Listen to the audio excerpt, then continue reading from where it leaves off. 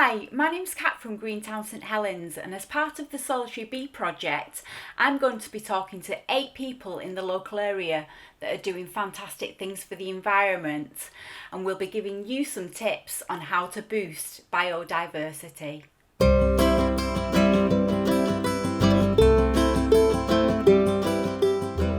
Welcome to our podcast, Greg. As part of the Solitary Bee project, with thanks to the Community Foundation for Lancashire and Merseyside and the Dulverton Trust. I'm going to be interviewing 8 people who are doing wonderful things for the environment, you included. So I just wanted you to tell me a little bit about Myst-Tree, Cider and Honey, your lovely business. Well, we only started a few years ago, to be honest. It was off the back of my cat climbing in an apple tree at our old house. The apples kept falling all around the car, and I was terrified that it didn't it. And the missus decided to make a load of apple crumbles. And there's only so many apple crumbles you can have before you start getting a bit sick of them. And I think it was my mum said that her granddad used to make cider by just grinding them all up and just putting them in a big bucket, and then it kind of stemmed from there for me to decide, well, I had some good reviews from a cider, and I started looking into trying to sell it, and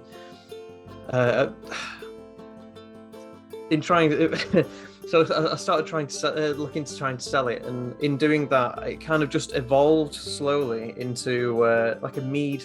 So I found that people enjoyed my apple mead, so I added honey to the cider, which was very, very bitter because it had all the sugar fermented out of it, and it's hard cider, really hard cider. And so I added a bit of honey to it and gave it to people to taste, and they preferred that rather than the normal cider. So that turned it into a mead, which I realised after a while that if I was going to try and sell this instead, I was going to need a lot of honey. Right. Honey is really expensive stuff. So the stupid part of me decided, oh, well, why don't we get into beekeeping? Beekeeping's really easy. Like litres of honey, loads and loads of honey. We'll never see the end of it. It'll be great with our own bees. They produce honey all the time, all year round.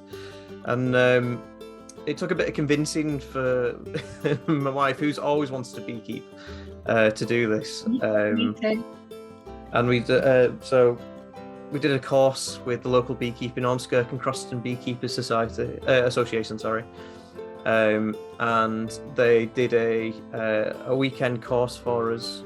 And a few months later, we got our first 2 hives at our first apiary, and then it's kind of just rocketed from there, really. It was about last year I decided that I was going to start producing honey as well as cider, and I was going to leave the mead part, the apple mead, till the very end, until everything else was established, because that's the hardest one to make, and also it's the most expensive to make as well. So cider isn't taxed. It doesn't have a duty tax up until you get to something like 7,000 litres. So it's very easy to make, and it's very easy to sell. It's very uncomplicated. Honey, again, isn't really taxed. So it's, again, you can make it, you can sell it, and there's no complications whatsoever. When it comes to mead, it's taxed like it's wine. So it's very complicated. You need to make sure you know everything is in fine detail, everything that you put in there, everything that is fermented and everything. So I've decided just to take things in stages at the moment. So I'm focusing on honey at the moment. By the end of this year, I'll be making cider, and then hopefully next year I'll be making the mead. I'll definitely be having that from you, and I'm still interested in speaking to you for you to do an introduction to mead making in the St.Helens Sustainability School. I'd love that. That would be great. Yeah. Let me start selling it first before I start telling people how to do it, yeah? Okay. And how has that led on to your project at the moment? Do you want to tell people about your rewilding project? Yeah, so last year was my first real year of trying to create a honey crop. I went from 2 hives to 17 without buying any new ones in, really. So it took a lot of hard work, but something I noticed throughout the year was that the flow, so the nectar flow that we have in our area, is not as good as a lot of other places around the country. I looked into it a bit more, I did a bit of research, and it was Chris Packham on BBC, Autumn Watch. I was watching him and he was talking about rewilding, and I was like, oh, that's pretty cool. I like the idea of rewilding. And then I sort of went down a black hole like you do when you do researching, and you end up at 4 o'clock in the morning, you blink and you're like, oh God, what time is it? And you're like, oh. But I learned quite a lot, and I found out that due to our new farming methods, modern farming methods, and just the way that we maintain our land on our own properties, the amount of flowers, like wildflowers, which is what all of our native bees, the solitary bees and bumblebees, and all of our pollinators, like moths, even butterflies, and I think there's even wasps that do it as well. They're all struggling at the moment, and it was something that's just come from that, really. Me noticing that the nectar flow is terrible made me realise that, oh my God, it's terrible all over the country. It's terrible in Europe, and why is it terrible? And you find that these tiny farms that used to be around in the 40s, that used to be like small strips, and used to be someone going at it with a scythe for God knows how long, and all those years beforehand, the bees had loads of time to get pollen and nectar from all these plants, and there used to be hedgerows everywhere, and there used to be wildflowers, and every other year the farmers would let the fields go into fallow to recharge and get all the stuff. So that's even more wildflowers as well. But now we don't have that. We have these humongous fields, no hedgerows anywhere. Every single bit of land on fields is taken up by produce, and farmers don't let any fields go to fallow really anymore. They just spread it with cow manure or pig manure or God knows what, and then just start planting again. And there's no time for the ground to recharge, and there's no time for bees and stuff like that to get any pollen or nectar. Yeah. They will a bit, but as soon as they start, like these massive machines that farmers have now, just churn through these humongous acre-wide fields in days, and it's phenomenal. But as I touched upon, another issue is how we maintain our gardens. Yeah, I was going to ask you what tips would you give people to give biodiversity a boost in their own garden, in their own areas? Well, wildlife is wild. We tend to maintain our gardens to the nth degree, so we mow the lawn so it doesn't look messy, and we make sure there's no weeds in the borders, and we put some lovely ornamental plants. They look stunning, absolutely gorgeous, but it's terrible for wildlife. It really is. What wildlife likes is just the garden to be wild, so long grass, lots of wildflower and weeds, and just my brother-in-law Adam, he recently wrote a part in my blog talking about the way that even just how plants that we've developed in this country that are native to this country, we've kind of morphed the flowers so they're kind of useless to wildlife now, because there's so many tightly packed flowers.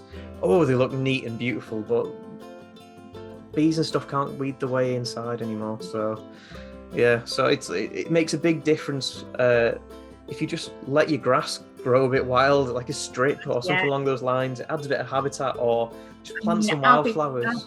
Promoting no mow May again. When we come to May, don't mow your grass.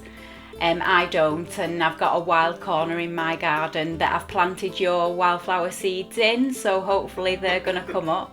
Yeah, fingers crossed. I've noticed that you've been giving them out everywhere as well, so that's fantastic. So yeah, I'm doing I'm doing a similar thing that you are. I'm finding people who are doing eco-positive things in the community, something that they're doing on social media, and they're trying to convince other people to let their gardens go wild, or do something good for nature, like give them more habitats. I want to find people like that. I give them some seeds. I give them some wildflower seeds, because I think we're all in this together at the end of the day. And in the past couple of decades, insect populations have declined by 80% all over Europe.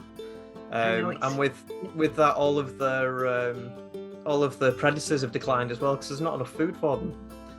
And it's just constant. Like then the bird predators are declining. It's just it's a massive food chain that's just all declining, and we seem to be sat at the very top. And we don't seem to be caring too much about the fact that the legs of our table seem to be disappearing from underneath us. Yeah, I completely agree with you there. But yeah, that's why I've been handing out seeds to schools and to Rainford in Bloom. I've been talking to Rainford in Bloom. We're currently in cahoots now to try and put wildflowers all over Rainford in all of the public areas. And we're trying to convince landowners to let me plant wildflowers on the acres of land, because a lot of landowners, they have a lot of land and they don't know what to do with it half the time. They just keep mowing it. Just mow it so it doesn't look messy, so they don't get any complaints from the neighbours. But I love wildflower meadows. I think they look gorgeous. Yeah, I do too. And I wish you loads of luck with this project. And if there's anything else I can do to help, just give me a shout. Well, you've already helped quite a lot by just giving us some insect houses. Like, I'm currently in talks with the borough councillors to give me permission to start putting insects houses and hedgehog houses and all manner of things all along the linear. Do you know Rainford very well or not? I don't know. I've been there a couple of times, and one of them was to see you. Oh right. Well, yeah, Rainford's got this big converted railway. It used to be a railway in God knows when. It used to go from St.Helens to I think it was Blackpool off the top of my head. And Rainford converted it into this big long nature walk that's surrounded by trees and fields, and it's absolutely beautiful. It is an amazing thing to walk down, and I'm so lucky to literally live next door to it. I've tried. When I was driving around, it was absolutely beautiful. Oh, Rainford. I'm so lucky to live in this village. But as I've said in my blog, it's green, it's beautiful, but it's the wrong kind of green. It's all extremely maintained, and I think if we can try and get as many people as possible, even if it's just a plant pot, even if it's just a small plant pot of wildflower seeds, every little helps. It's better than being a small little plant pot full of wildflowers than nothing at all. So I'm trying to convince as many people as possible. So. They're really excellent tips, and that kind of wraps up the session. We've talked about your business and your latest project, the Rainford Rewilding Project. Is that what you're calling it? Yeah, so it's called Rewilding Rainford, and it's under the hashtag Rewilding Rainford. Right, okay, well we'll put that up for you as well. Thank you very much. No worries. Yeah. Well, thanks for speaking to me. Brilliant. Well, thank you very much for having me. I'll see you later. Thank Bye-bye. you. Bye. This project was possible with thanks to the Community Foundation for Lancashire and Merseyside and the Dulverton Trust. If you'd like to know more about the Solitary Bee Project, please visit greentownsthelens.co.uk.